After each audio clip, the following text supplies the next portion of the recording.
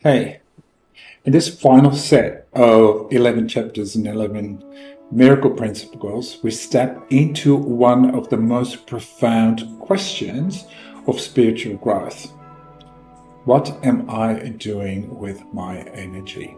So, I'm going to give you two quotes. First, a quote associated with something that Jesus said, Jesus as in Jesus Christ, and it is, if your eye is single, your body shall be full of light. So let's translate that a little bit to make it understandable for us, because our language is different these days. So if your eye is single, it's a statement of singularity, of a holistic vision. Basically, something is true for me, it's true for you, it's true for everyone. Singularity. So if there is singular creative source, often known in the Christian vernacular as God, then God creates each and every one of us in the likeness of Himself. So in a sense, we have the full range of light energy that God has. But if I'm created in the likeness of God, you are created in the likeness of God, everyone is created in the likeness of God. And here's my second quote of Paramahansa Yogananda, which is, you're all gods if you only knew it. Okay, so enlightened beings like Jesus Christ, Paramahansa Yogananda, and there's many more, and I like to include myself into it, will all say the same thing. You're not God, but you're like God. And if you hold that vision to be true for everyone, you will find that your body is full of light. Flows like kundalini or grace, or the Holy Spirit, whatever you call it, go through the chakras or energy centers, from the base of your spine out through the top of your head, also called the crown of your head. So what are you doing with this energy? Well, I'm going to look at the fact that every thought, feeling and impulse carries energy, and this energy can be scattered or it can be suppressed, but it can also be reclaimed, refined and consciously directed towards awakening, to be in a conscious contact with Source, with your authentic self. So we're going to explore the full spectrum of human vitality. Sexual energy, also called eros, kundalini energy, passionate drives, and the creative force that animates our being.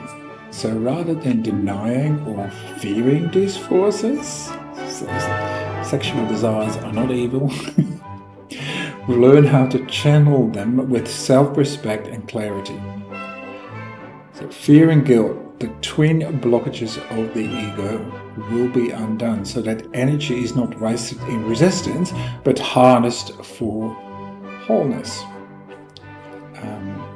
Going to look at Carl Jung's insight, because they remind us that parts of the self we repress or leave unfinished will always continue to go out for our recognition. So to become complete, we must welcome back what is missing. Why do I want to be in a relationship? Why do I want to go to a certain event? What is missing for me to desire that externally? So we can integrate shadow with light and use our inner fire as a bridge towards the self and to become whole. So energy, once it's scattered, can be gathered. Desire, even if it's distorted, can be purified. Passion, once feared perhaps, becomes the very fuel of transformation. So in this set of 11 chapters and miracle principles, you will discover how to recognize the flow of your energy and where it leaks into fear, guilt, or false desires. Reclaim your eros as sacred and creative, not shameful or destructive. You will learn how to activate kundalini as a channel of grace flowing through your chakras and out through the crown. you will cultivate self-respect and the foundation for completion, and learn that completion is not found outside of you, but within, where all of you is welcomed. So it's truly to be in the experience that everything is already given you and you're whole. You don't need to look outside of yourself for completion. It doesn't mean you cannot have a relationship or interact. But there should be no demand on the situation or the other person to give you a sense of completion. You should enter into those relationships and experience from the foundational platform that you are whole, and so is everything and everyone else. Alright, so the final 11 chapters are a journey into completion, but we're looking at completion through energy. It's not about controlling life, but opening to the full current of life as it moves through you. So when fear and guilt no longer claim your power, and when all your energy is joined with Source, you discover what you are destined to be: whole, free, and radiant in grace. So to recap it on another practical level, you're going to look at the question of energy. What am I doing with my life force? So you can start to begin to see energy as the raw material of your becoming, and to ask honestly, where's my energy being spent, suppressed, or wasted? You can see your eros as a sacred fire. So your sexual energy is holy, it's not shameful. The awakening of kundalini, the flow of energy through the chakras, the experience of grace, the shadow and the split. So we can explore repressed desires, denied passions, and unintegrated parts of the self that keep energy locked. You know, have it flowing freely. And we're going to look at the undoing of fear. Yeah, because fear consumes enormous amounts of energy. So we can stop doing that. You start experiencing that same energy as grace, or as eros, or as passion.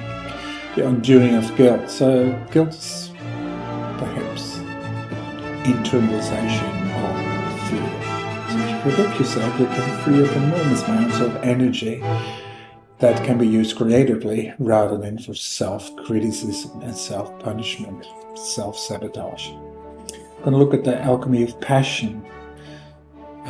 So this alchemy is directed by the ego. It can burn destructively, so it won't be guided by your authentic self or spirit. Yeah, so you can turn desire into purpose and fire into light. And we're going to look at self-respect as a channel of power. We're going to look at energy as relationship. So every relationship is an exchange of energy. Remember, Ho'oponopono, the Hawaiian way of love. Thank you, I love you, set you free, set myself free. A complete circle of energy in relationship. I'm going to look at becoming whole within. So we're not going to find what's missing outside of yourself. We're going to find what's missing. It's already inside of ourselves. And finally, we're going to look at what's called the crown of grace. So the current of energy goes out through the crown of your head, where it merges that with Source, your authentic self. And to live in this flow is to live in grace without difficulty, because finally you're home, your authentic self. All right.